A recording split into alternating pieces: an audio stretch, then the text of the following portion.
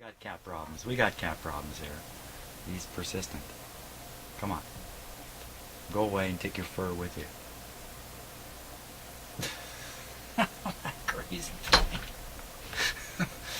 Yeah. Apparently he doesn't realize that I'm videoing this. Come on. Eventually he'll start biting at me. Come on, you're losing fur everywhere here. Come on. No, no, no, no, no, don't go there. Don't go there. Okay, we gotta shut her down. Cat, you gotta go. You know what? Talking about shutting it down, I've gotta go feed him, or this is not gonna end, because I know him. Okay, let's see how long this lasts. I think he actually wants to go outside. So I just put some dry food in his bowl instead of a can of wet food, which they get around almost 11 o'clock at night. So he gave me this weird look as he looked at the door. We'll see. We'll know soon enough. Okay, where am I at now? I had the radio going. I'm just about to feed the signal into it. So turn the radio back on.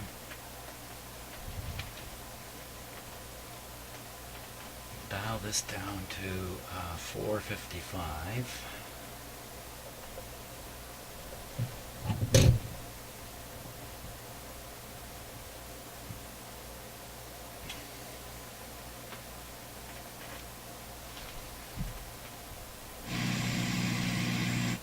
Radio going. Take off the outdoor antenna.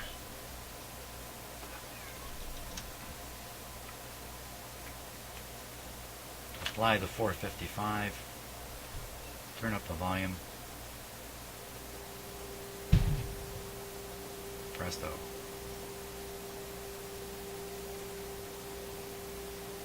Here we are. Now, on the output side of things here, we currently have, oops,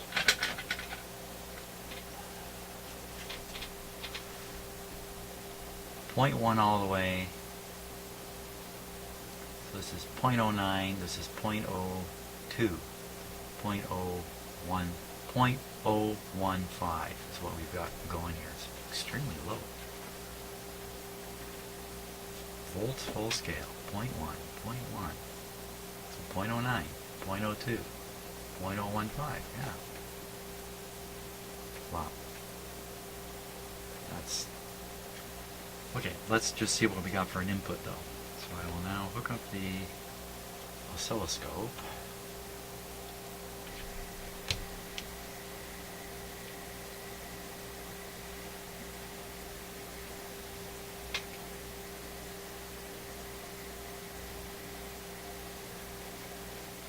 Here we see the signal.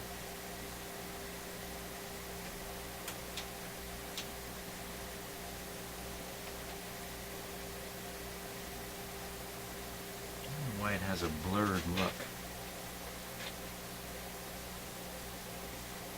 Right, the scope is focused just fine. I've noticed this before. I get this blurred look. Let's.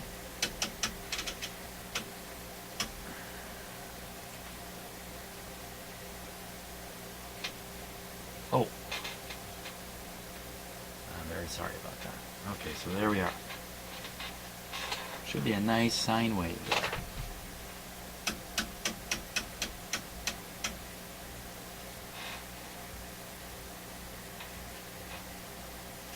Not particularly nice.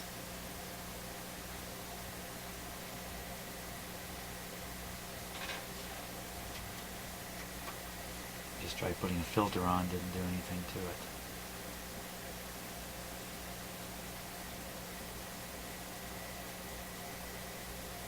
Well, I'm pretty sure that's the 455. We won't worry about why it looks like the way it looks. What we're interested in is what is the voltage there. So I'm on the 50 millivolts per division, and it's roughly 3 divisions. Roughly 3 divisions. So that makes it 150 millivolts peak to peak, 75 millivolts peak, 0.7 times 75, somewhere around 50 millivolts the output of the signal generator quite high. Quite high. So let's take the output of the signal generator down now. So we'll go to 1/10.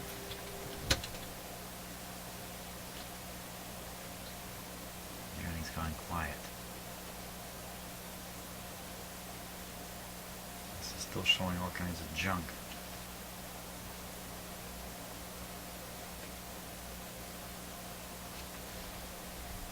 Gooey on that. My whole plan has gone sour here. Not like that hasn't happened before. Okay, let's just try hooking the output of the signal generator directly to the scope away from the radio. No, we still got that schmozzle.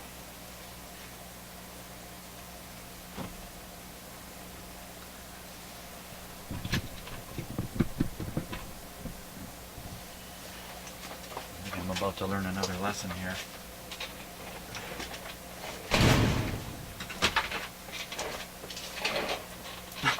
The lesson is rolling my shop chair a distance is not a good idea. I'm going to switch back to this proper cable here.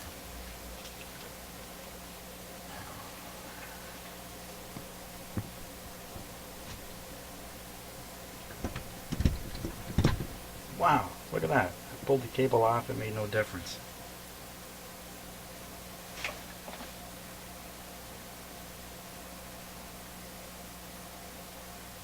Well, let the tale be told. I'll put on a better cable. Whoa!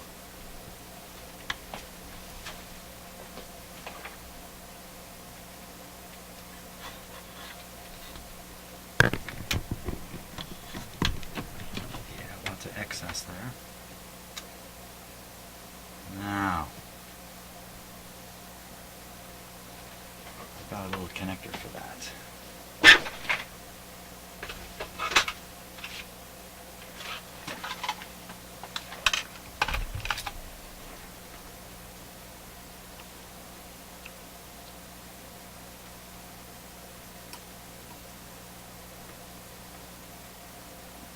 Are. Okay, we'll connect ground to ground, and these are fairly long pieces of wire, these clip leads. Actually, there's a shorter one. Let's use the shorter one. 455 is not that high a frequency, so I'm not too worried about that. So we'll go right on the scope.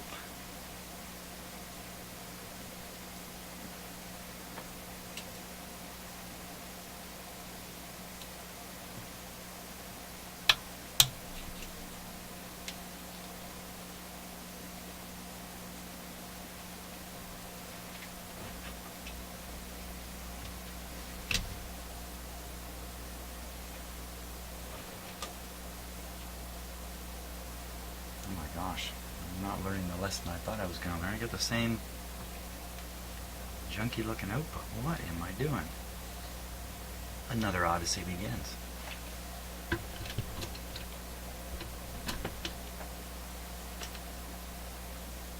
Why not the wonderful clear signal, which I know can be produced?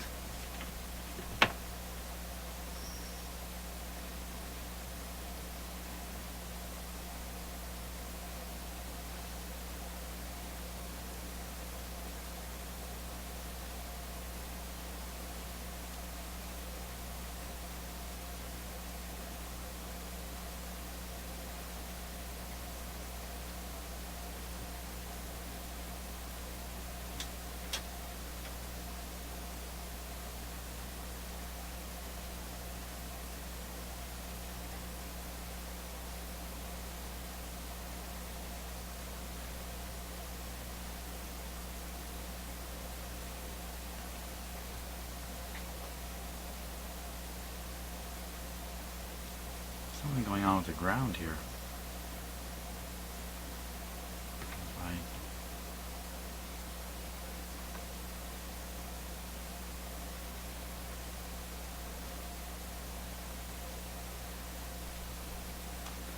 I'm mystified.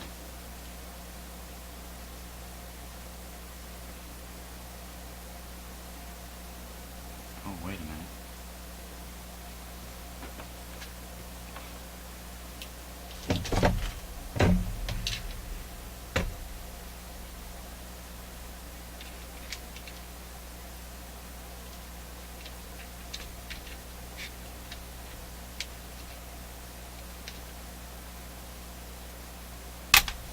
I remain mystified.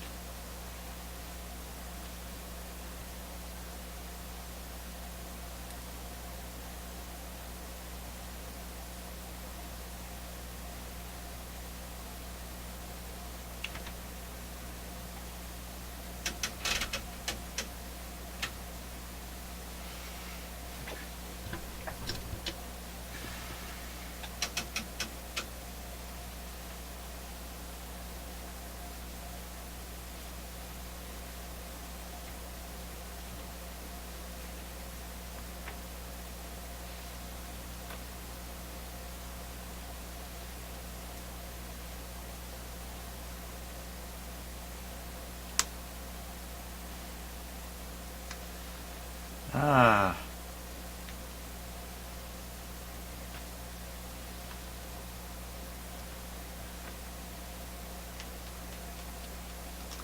Could be bad termination. Remember, I was doing this before with a T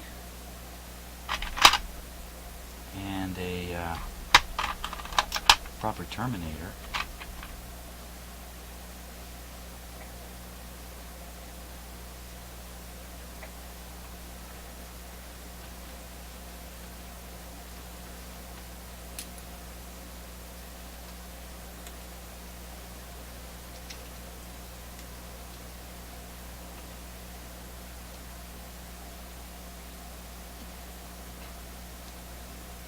Where's that?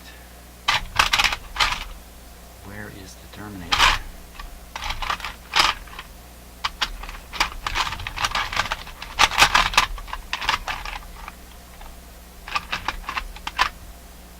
Okay, I gotta hunt down the 50 ohm terminator here. Although that looks fairly good on the camera, the sine wave you're seeing, it's not. Okay, I've got the terminator. There it is. Let's put it on, see if this thing suddenly starts behaving.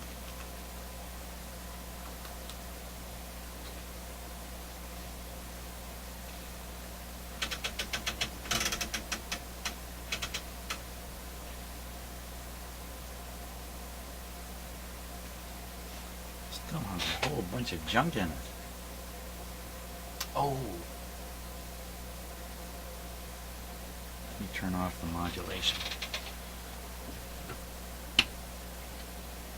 Didn't do it either.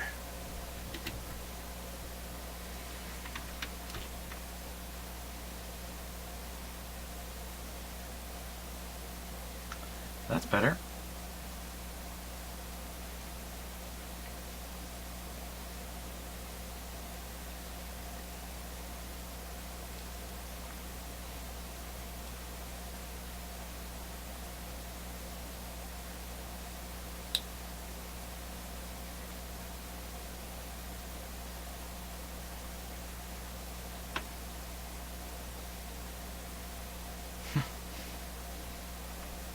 Wow, you know, I really haven't fiddled this much with a scope.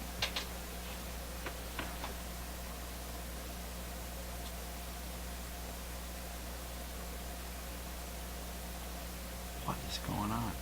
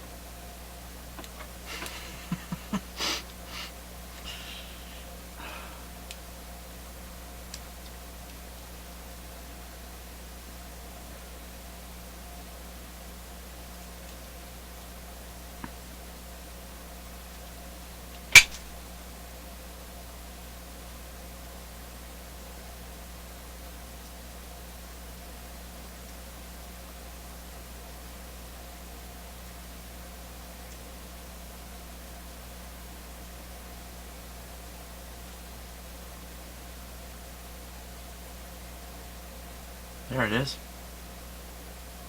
Perfect.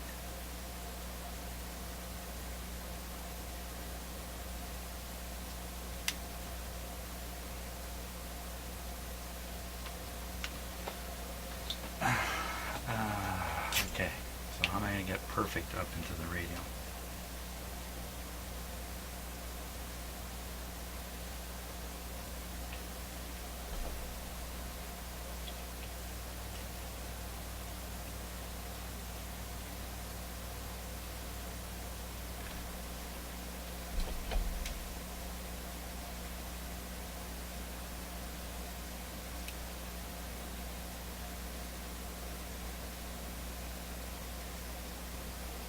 Well, first, let's see what's on the end of these clip leads now. I've always said 455 is not a big deal, but maybe it is a big deal. Connect the grounds. It's a mess. But it's like a rock solid, well, not rock solid.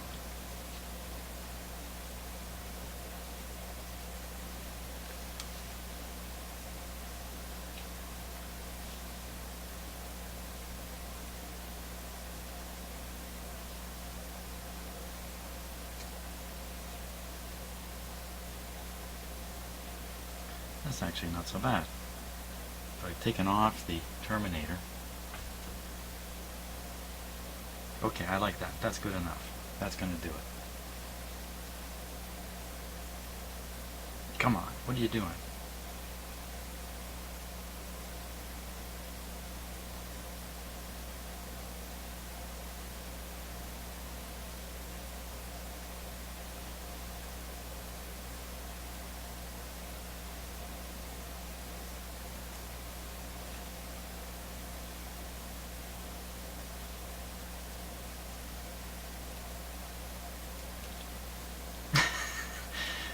Shake it, it seems happy, but when I least expect it, it goes funny. Well, we're going to keep an eye on the signal anyway.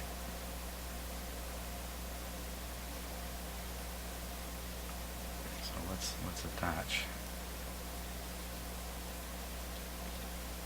Let's just carry on. Why let something like this, stop you? Quite a few reasons.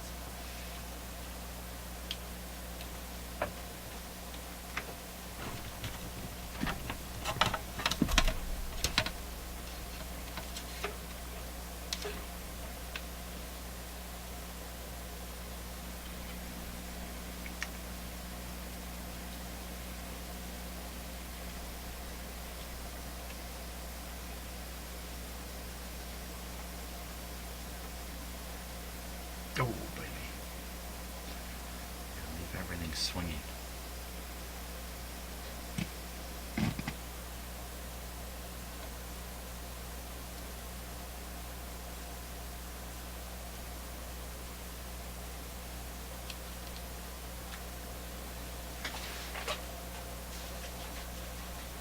I'll give you a closer look at that. Best I can do is hold the camera, though.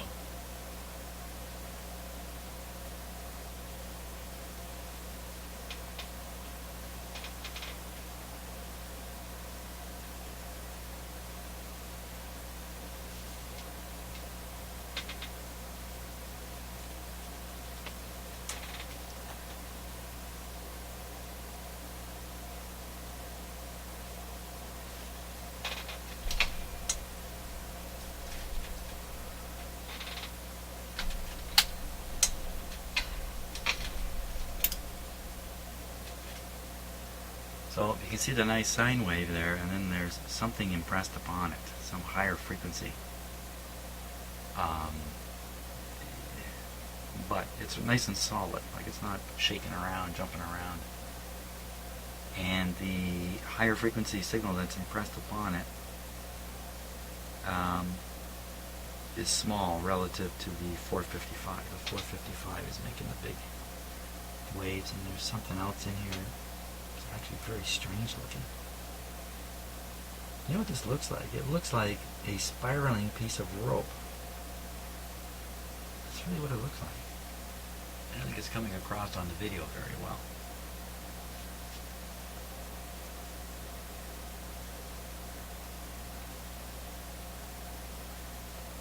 I'm not going to get it to show up when I can see with my own eyes.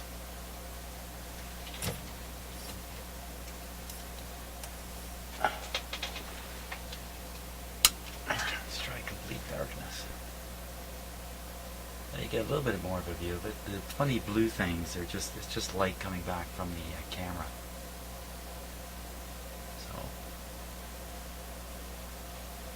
yeah, it could be some kind of signal inside the radio that's showing up. I'd rather do without, but it's there. Okay, man, have I been distracted enough? Is that enough distraction?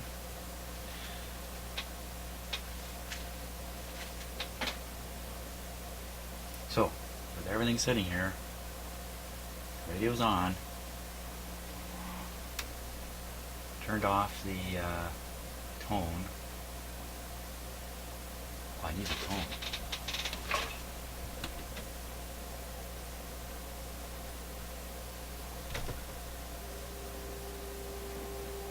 %.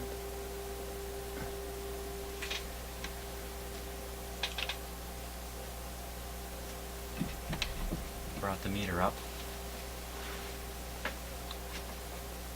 Now once again, we have a pretty high output coming here according to the signal generator. But let's see, according to the scope, what have we got? Okay, we're still on 50 millivolts per division. We're now 1, 2, 3, 4, about 4 divisions. 4 divisions at 50 millivolts is 200 millivolts peak to peak, 100 millivolts peak, 70 millivolts. We're not talking microvolts, we're talking millivolts.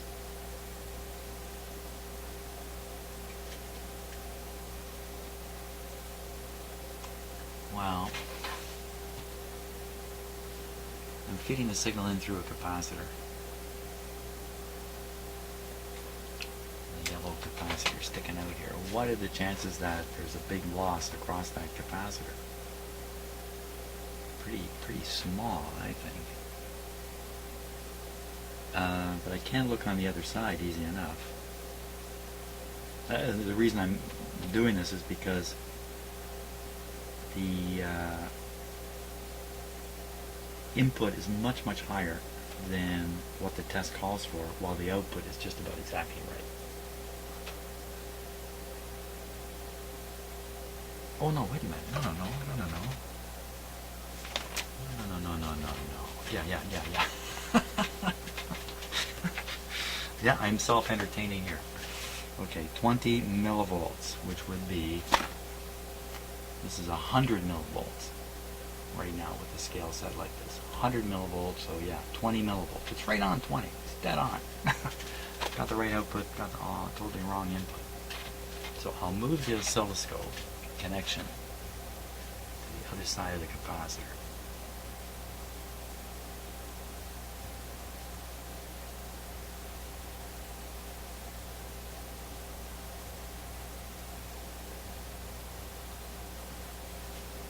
That looks exactly the same.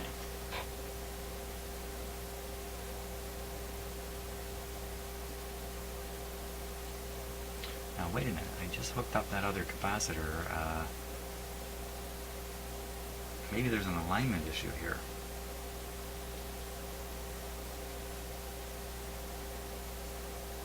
Okay, let me check the coils.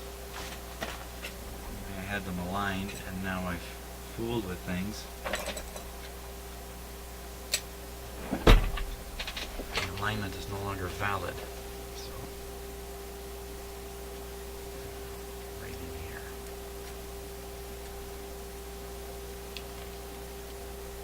Just sliding the plastic thingy in. 455 on the signal generator. Okay, I'm all set. Watching the meter.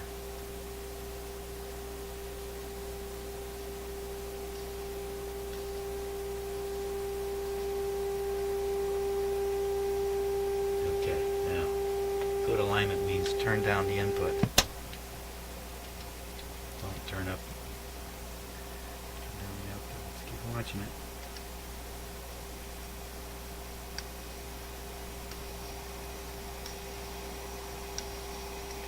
Bad news is I'm reaching the end of the travel here of that slug.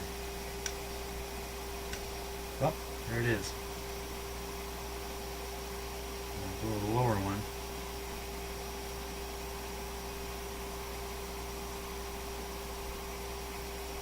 I've got the two slugs so close together now. That's not good. This is bad. Bad news has happened here. You cannot feel the difference between them. So go right through the bottom, come back up, slide into the lower slug a bit. Okay, so I'm on the lower slug.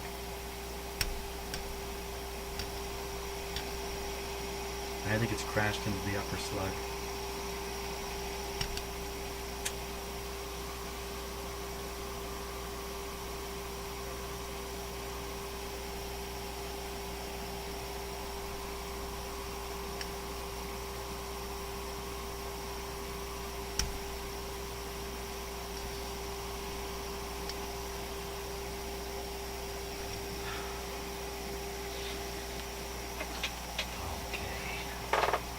Wow, okay, so where's this got me now?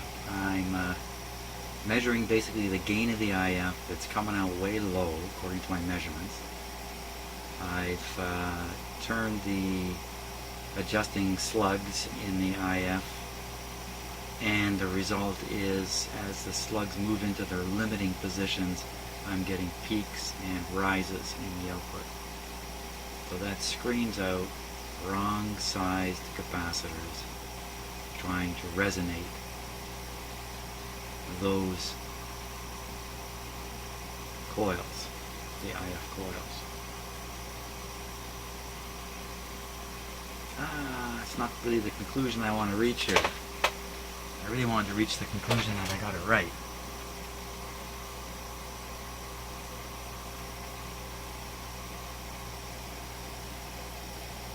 Okay, so if I'm turning the upper slug out of the coil towards the bottom, towards the lower slug, then I can turn it out of the coil towards the top and get a peak.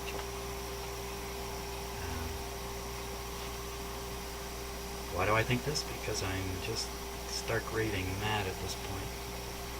No, there's good reasons to think that. So let me get in the slug. Which way would be up? This way. This way would be up. They're going to go down. No, that's the limit there.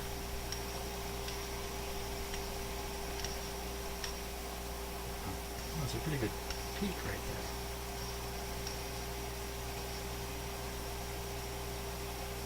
Okay, let me try the lower one again. See, now it's down in the comfort zone where it turns really freely in the horn, but goodbye to the signal.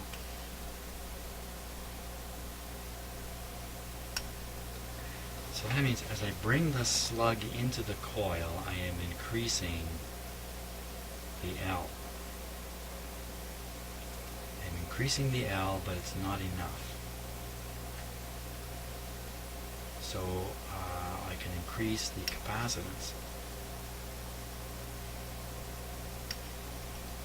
I should be able to increase the capacitance and get the same effect. The capacitance is too small.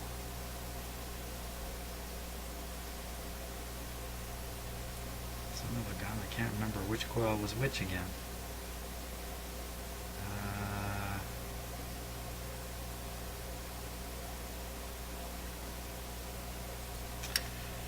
When I did the calculations based on the inductive reactance that I measured for the coils, I concluded 175 picofarads. I've got 180 on one side and 150 on the other. Now the 150 no longer appears to be correct. Looks like I need to add some on the 150 side. Oh my gosh.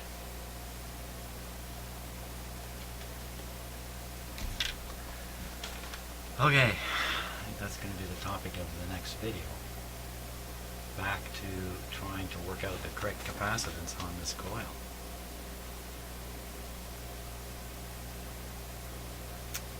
Yeah, I think so. I think I got the test set up good enough to do this test. I think it's valid, what I'm finding. I think the radio's working fine, by the way.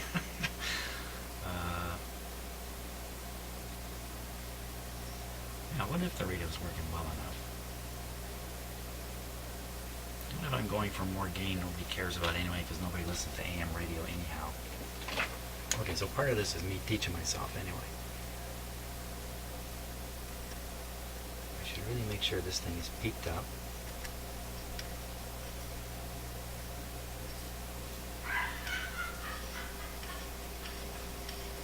My wife's getting quite a kick out of this.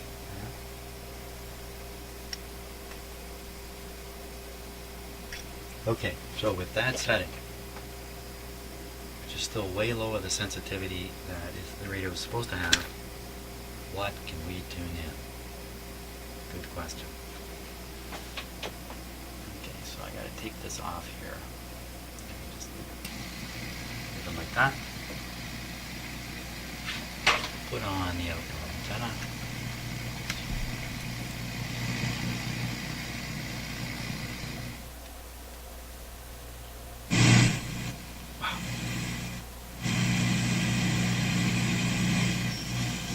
With the American where she was in Beijing last time in 2013, this is her first time to perform Motorola's version.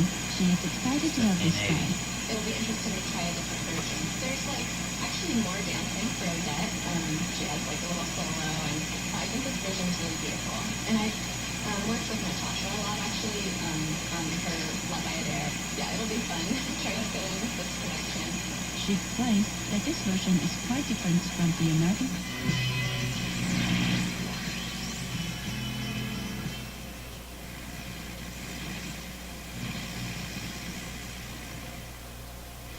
I had something nice there and it kind of went away.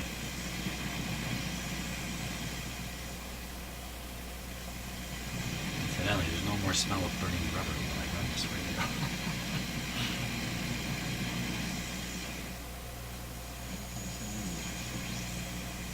What's going to happen there?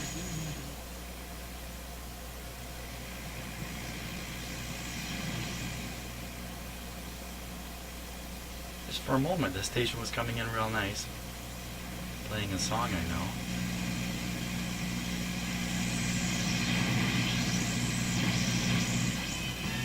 There it is.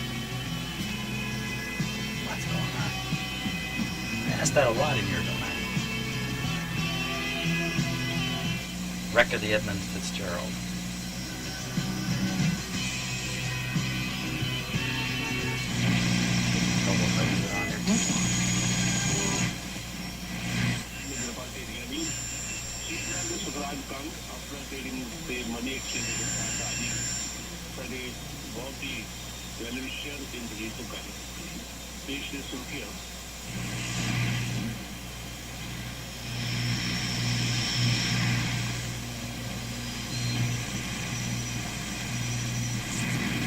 Disconnect the scope just in case that's it was taking a little bit of signal.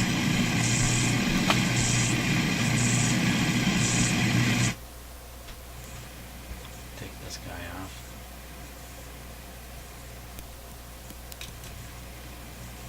Don't think that was doing anything.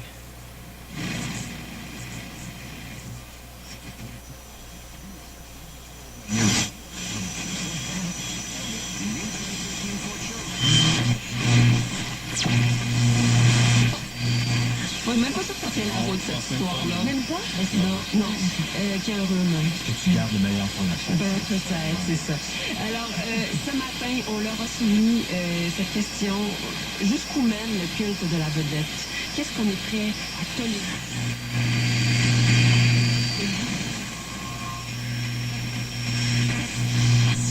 You have a doctor, but do you have a pharmacist? A caring, dedicated pharmacist is a vital member of your healthcare team, and you'll find yours at your neighborhood pharmacy. Takes pride committed providing quality care and always has time to discuss your medications and your health and wellness. Your pharmacist is waiting to meet you at Pharmacy. Live well with Pharmacy. Josh Groban stages. Live. Front of the Line by American Express offers card members advanced ticket access to see Josh Groban on September 21st at Sony Center for the Performing Arts. Advanced tickets also now until Thursday, April 23rd at 10 p.m. Call 1-855-985-5000 or visit ticketmaster.ca/American. Terms and conditions apply. Front of the Line by American Express. Realize the potential. The following is a paid political announcement. Across Canada, household incomes have stalled, but not the cost of living. Many Canadians are struggling just to make ends meet. Yet Mr. Harper gives a $2 billion tax break to the rich. I'm Justin Trudeau. I approve this message because I've got a better idea. I'm going to cancel that tax break and use that money to help our middle class and those working hard to join it. You know, the people who need the help. Hi, I'm Naz. And I'm Wally on the Naz and Wally Sports Hour. Tune us in every... Mr. Yeah. Election is coming in Canada. Coming in the fall. Our elections, something a little different has happened for us here. Our elections normally run for 6 weeks. And basically the writ drops, that's the phrase for it. And the word go. And all the political parties go like crazy with their signs and their ads and all that kind of stuff. And it used to be contained into this 6 weeks. 6 weeks of fairly intense campaigning. Canadians can pay attention during those 6 weeks, and then when it's all over with, we vote, we go back to our lives and our jobs and don't worry too much about what's going on politically in Canada. But the current government has kind of got this never-ending campaign going. We got TV ads all the time, and this is a new behavior in Canada, and I know some people, I know I don't really like it. I like the 6 weeks all in a box, turn it on, turn it off, and get back to running our lives and stuff like that. Instead of the never-ending campaign, which I can think of another country in this world that runs never-ending political campaigns, and I think it would be the United States. Yes, that's right. And guess what? They're right next door to us, and I'm afraid some of their behavior, and actually a lot of you are Americans who watch my videos, a lot of your behavior is coming up across the border with our current government. So there you go. Who cares? That's what you heard, a little political ad there on the radio. Well, you know what? It's working really quite well. I'm not sure I'm really, other than the educational side of this, I'm not sure I'm really improving the operation of this radio very much. It's AM. Not too many people listening to AM anymore. I think I'd really like to get around to aligning the FM again, and I think that's really where the fun is. Yeah, why don't we leave the AM alone for now? We'll call it good enough. Be interested in any comments people have about whether you think I'm foolish to let go of this at this point, or I should continue to press forward, fiddle around with capacitors, try and get that IF tuned even better. You know, what would that do? Just give us a little more volume, or would it affect the ability of the radio to select out the signal that we're trying to listen to and push away some of that noise and crap that we're hearing? I think the answer is yes to that. So, but in the meantime, I think I'm going to flip over to the FM side of the radio and poke around with that. Hey, thanks for watching. Got the radio working again. It's certainly not a disaster. And I'll see you on the next video.